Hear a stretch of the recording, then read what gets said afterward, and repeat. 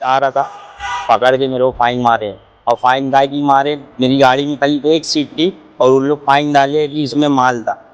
10,200 की फाइन मारे।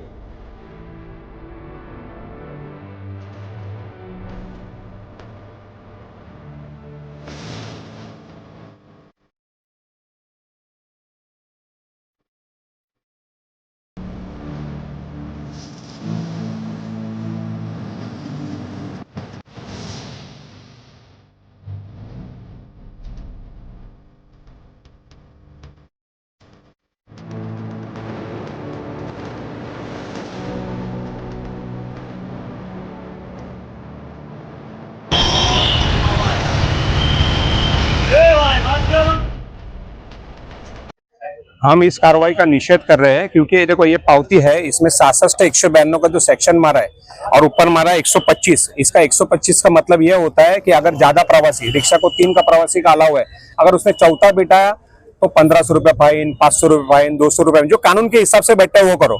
इन्होंने 66 एक्शन में मारा है जो हम पे लगता ही नहीं है, क्योंकि हमारे पास ऑलरेडी परमिट है, हमारा प्रवासी व्यवसाय करने का परमिट है, तो हम प्रवासी बिठा रहे ना। हम कौन सा उसमें अंदर कुछ फूड्स वगैरह भर रहे हैं या गुड्स व्हीकल का सामान भर रहे हैं हम लोग। ये जबरदस्ती की दादागिरी वाला कार्रवाई में इनको खुद को समझ में नहीं आता कि 66 एक्शन व्याख्या क्या है। मैं से डिबेट करे कोई भी इनमें से कि 66 एक्शन किस तरह से लगता है।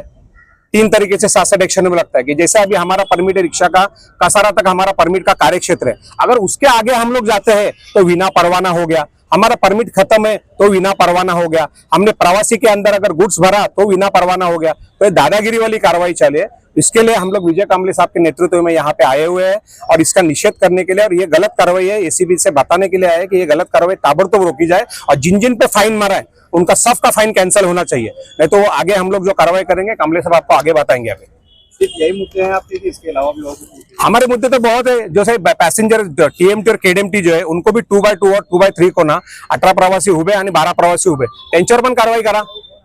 तुम्ही त्यांच्यावर पण कारवाई करा, सरसकट कारवाई करा ना। एकाला अंगाशी एकाला असं नका करू, ऐसा नहीं चलेगा। तुम लीगल जो है उनको चलने दो, जो अनलीगल है, लाइसेंस नहीं है, बैज ये परमिट करने में बेशक कार्रवाई करो।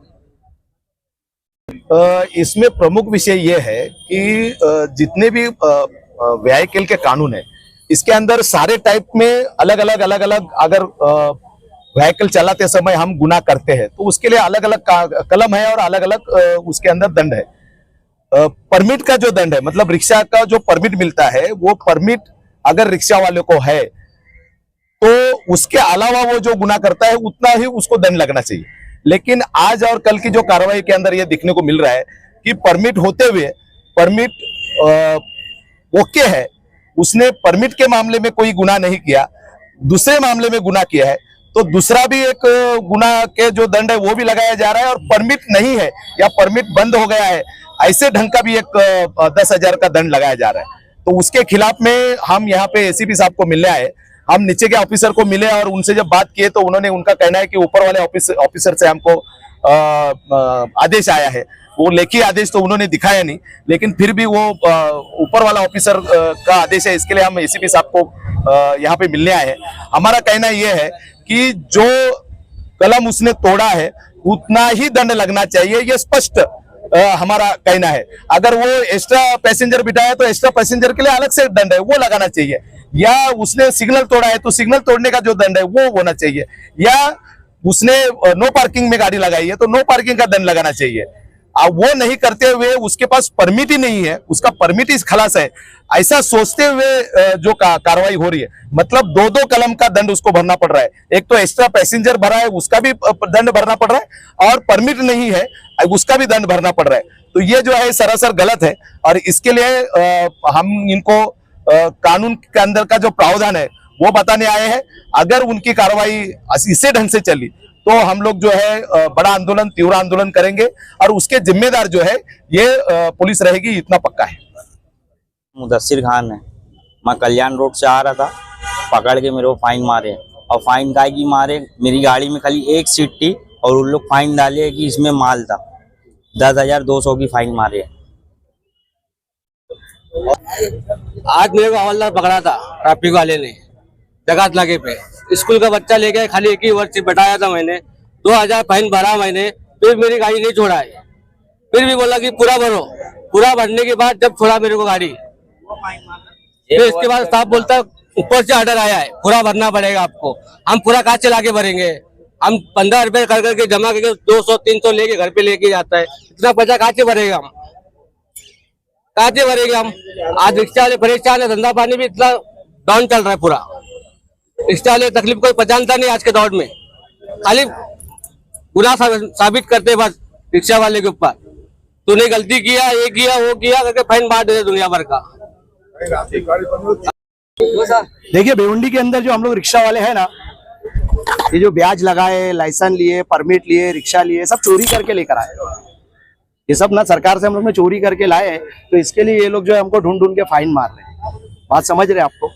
तो अभी आप लोग को एक एग्जाम्पल दूंगा मैं, और सबूत के बिना मैं बात नहीं करता, ये सबको मालूम है। 1500 और 500 भिवंडी के अंदर चलता है, और बंबई के अंदर स्टार्ट 50 रुपए से है। देख सकते हो आप लोग, मेरे पास पावती है बाकायदा, और मैंने दिखा भी चुका हूँ सबको। तो अब मेरे को आप लोग ये बताइए कि भिवंडी का कानून अलग है क्या, कि महाराष्ट्र के बाहर है कि क्या है? ये रिक्शा वालों के ऊपर अत्याचार नहीं है तो क्या है? दादागिरी, अत्याचार, ये सब चल ही रहा है ना। कि एक गाड़ी खड़ी रहती है भिवंडी के अंदर, उसके ऊपर डायरेक्ट 500 और 1500 है, और वही गाड़ी थाना में खड़ी रहती है, मुंबई में खड़ी रहती है, उसके ऊपर 50 रुपए से स्टार्ट है। तो हम रिक्शा वाले के ऊपर इतना अत्याचार क्यों?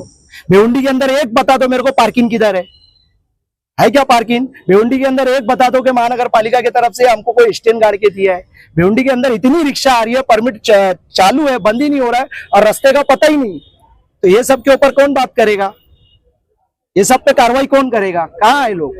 हाँ, और जो छुप छुप के लोग फोटो ले रहे हैं, क्यों छुप छुप के ले रहे हैं? सामने लो ना। हम लोग, इसका मतलब ये हो गया कि हम लोग ने सरकार की तरफ से जो फीस भर के लाइसेंस, ब्याज, परमिट ये सब बनाए, ये हम लोग फीस भर के नहीं बनाए, यानी कि हम लोग चोरी करके लाए। तो इसके लिए हम लोग के ऊपर ये अत्याचार हो रहा है। तो मैं सरकार से हाथ विनती करूंगा, हमारे ट्रैफिक के एसीपी साहब से हाथ विनती करूंगा कि सही तरीके से सही जगह आप लोग कार्रवाई करो। हम लोग कार्रवाई के खिलाफ नहीं है। लाइसेंस, ब्याज, गाड़ी का पेपर चेक करो, नहीं है उसके ऊपर तुम कार्रवाई कर सकते हो। जिनके पास लाइसेंस, ब्याज सब कुछ रहने के बावजूद भी अगर कार्रवाई हो रही है, तो फिर ये तो अत्याचार ही हो रहा है ना मेरे भाई। गलत बोल रहा हूं तो बोलो मेरे को। तो फिर देखिए, जो हमारे विजू कामले साहब और हमारे गिरीश भाई और जितनों में आश्वासन जो बात की है, तो ये समझ लो कि ये होके रहेगा भिवंडी के अंदर, फिर है ना। बात सही है। और आखिरी बात बोल के मैं अपनी बात ये खत्म करूंगा कि सरकार का हर कानून आसान नजर आता है, लेकिन जब अटकती है ना, तो फिर यही रिक्शा वाला अच्छे अच्छे को भगवान नजर आता है। जय हिंद, जय महाराष्ट्र।